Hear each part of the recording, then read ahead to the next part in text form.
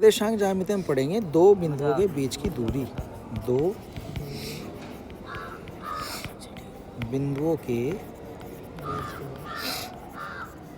बीच की दूरी। देखो मान लो दो बिंदु हमारे पास, एक बिंदु के निर्देशांक है x1 y1, दूसरे बिंदु के निर्देशांक मान लो हैं x2 y2 राइट। ये दो बिंदु हैं, इनके बीच की दूरी हमें ज्ञात करनी है। तो दूरी का जो फार्मूला होगा डिस्टेंस इक्वल स्क्वायर रूट लगाएंगे x1 माइनस x2 का whole square plus y1 minus y2 का होल स्क्वायर। ये तो हमारा आ गया है दूरी का फार्मूला। बात समझ आ गई? सिंपल फार्मूला है, याद रखने में कोई दिक्कत नहीं आएगी। ठीक है, एक क्वेश्चन करके देख लेते हैं इस फार्मूले का। फार्मूला क्वेश्चन ले लेते हैं भाई, सबसे सिंपल क्वेश्चन लेंगे। क्वेश्चन ये है कि प्रश्नावली एक्सरसाइज का ही क्वेश्चन ले लेते हैं राइट। दो बिंदुओं के बीच की दूरियां ज्ञात करो। पहला क्वेश्चन है, इसमें हमारे पास है एक बिंदु है 2 0 और दूसरा बिंदु है -1 4। इनके बीच की दूरी ज्ञात करनी है। बीच की दूरी ज्ञात करो। ठीक है, तो क्या करेंगे भाई, डी फार्मूला लगा देंगे। क्या फार्मूला है, x1 माइनस x2 का square plus y1 minus y2 का स्क्वायर।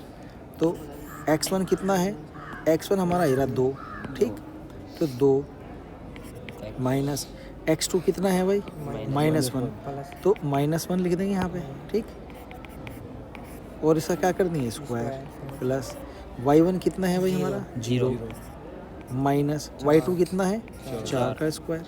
अब देखो, अब यहाँ पे जो है हमारा 2 + 1 आ गया, माइनस माइनस प्लस हो जाएगा।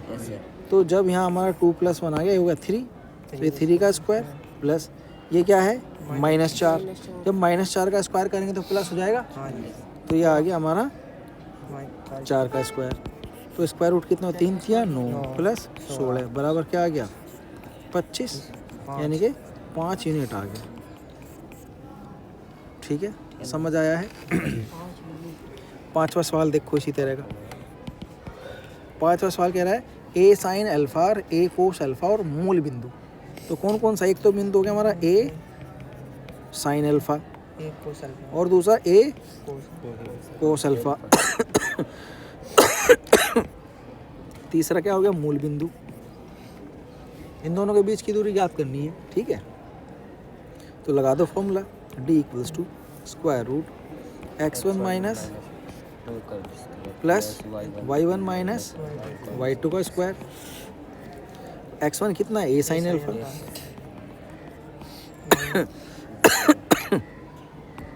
-0 करेंगे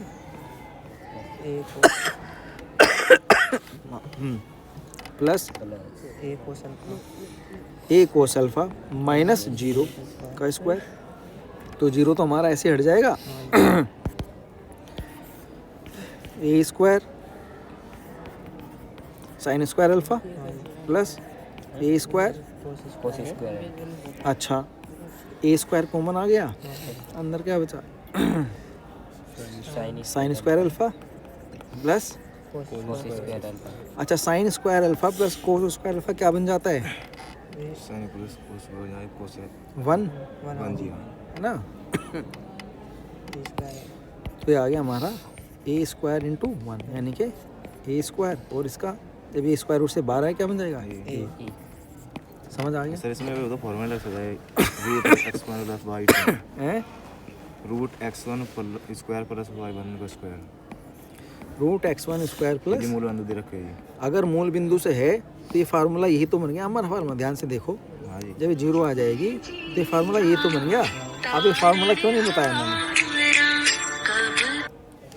हेलो, हाँ नमस्कार सर। हाँ जी,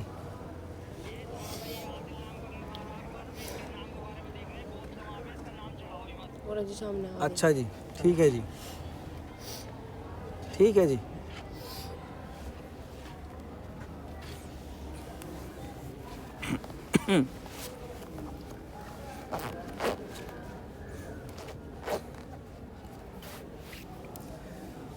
तो ये फार्मूला यही बन जाता है। अलग से मैंने इसलिए नहीं बताया कि एक किसी एक काम के लिए। हाँ कैसे भाई अजी वो एटीएम लेट खुला गुरुजी है? एटीएम लेट खुला जी, एटीएम की वजह से। ये तो भाई क्लास में ही बहुत कमा रहे हैं। Yes, sir. प्रधानाचार्य से मिलो जाओ। हाँ जी, उनके पास है, हैं उन्हीं के पास है। कहाँ बैठे हैं प्रधानाचार्य? अच्छा तुम्हारा नाम कट जाएगा? नहीं जी, परमानेंट आऊँगा परमानेंट क्या हो? Daily daily. नाम खत्म। अब किसी अपने गार्जियन को बुलाना तब नाम चढ़ेगा तुम्हारा, ठीक है? ठीक है भाई। अब जो है त्रिभुज का देख लेते हैं, त्रिभुज का क्षेत्रफल। ठीक है भाई, त्रिभुज का क्षेत्रफल। देखो मान लो 3 बिंदु हैं। पहले बिंदु के निर्देशांक है x1 y1, ठीक। दूसरा बिंदु है इसके निर्देशांक है x2 y2। तीसरा बिंदु है इसके निर्देशांक है x3 y3। एक त्रिभुज बन रहा है तीनों बिंदुओं से मिला के। अब इस त्रिभुज का जो क्षेत्रफल है उसका फार्मूला है हमारा ये। ध्यान से देखो क्या तरीका याद रखने का, ठीक है? x1 y1, x2 y2, x3 y3। आप फार्मूला लिखेंगे हम इसका। सबसे पहले लिख दो त्रिभुज का क्षेत्रफल, ठीक है भाई, बराबर। और यहाँ पे लिख दो 1/2, बड़ा ब्रैकेट लगा दो। लग गया? ऐसे कैसे? x1 y2, x2 और x3 y1। समझ आ गया कैसे? समझ आया? तिरछी गुणा करनी है x1 y2, x2 x3 y1, ऐसे करनी है। तो यहाँ पे जो है ब्रैकेट लगाओ, x1 y2 plus x2 y3 plus x3 y1, bracket बंद हो गया। माइनस का साइन, दूसरा ब्रैकेट लगाओ। अब क्या करना है? तिरछी गुणा। कैसे? इधर से y1 y2 y3 x1। समझ आ गया? तो यहाँ से तिरछी गुणा करो, y1 x2 plus y2 x plus y3 x1 और बड़ा ब्रैकेट बंद। फार्मूला समझ आया कैसे लिखना है? तो इस तरह त्रिभुज का क्षेत्रफल हम ज्ञात करते हैं। और त्रिभुज का क्षेत्रफल ज्ञात करना है, कोई प्रश्न कर लेते हैं, ठीक है भाई? तो ये रहा, उस त्रिभुज सिद्ध करो त्रिभुज जिसके शीर्षक्रम से ए बी सी हैं, एक समद्विबाहु त्रिभुज है। ये तो उससे सिद्ध करना है। वर्ग के शीर्ष होंगे, सिद्ध करो। और शीर्ष हैं क्षेत्रफल तथा विकर्ण की लंबाई ज्ञात करो। शीर्ष हैं पहले शीर्ष जाने माध्य की लंबाई ज्ञात करो। बिंदु एक समरेख है। हाँ ये देखो 18% देखो भाई, प्रश्न नंबर 18 क्या कह रहा है? सिद्ध करो कि बिंदु, ये ध्यान से देखना भाई, कभी भी अगर हमें सिद्ध करने के लिए आ गया, क्या सिद्ध करने के लिए आ गया? सिद्ध करो कि बिंदु, कौन कौन से बिंदु हैं? 4 - 5 और दूसरा बिंदु 1 1 -2 7 समरेख हैं। समरेख का मतलब एक ही रेखा में है, ठीक है? अब एक रेखा में बिंदु कैसे होते हैं? ऐसे होते हैं। मान लो एक बिंदु तो हमारा यहाँ आ गया, दूसरा यहाँ आ गया, तीसरा गया, एक सीधी लाइन बन गई। अब अगर इनसे मिला के हम कोई त्रिभुज बनाएंगे तो उसका क्षेत्रफल कितना आएगा? 0। समझ आ गया? क्योंकि त्रिभुज बिल्कुल पिचका हुआ होगा। तो अब अगर मैं इन तीनों बिंदु से त्रिभुज का क्षेत्रफल ज्ञात करूं और वो क्षेत्रफल 0 आ जाए तो क्या होगा? बिंदु समरेख होंगे। तो क्षेत्रफल ज्ञात करते हैं। तीनों बिंदुओं से बने त्रिभुज का क्षेत्रफल। फार्मूला बनाएंगे तो 4 - 5 है, 1 1 -2 7 लिख दिया। अब त्रिभुज का क्षेत्रफल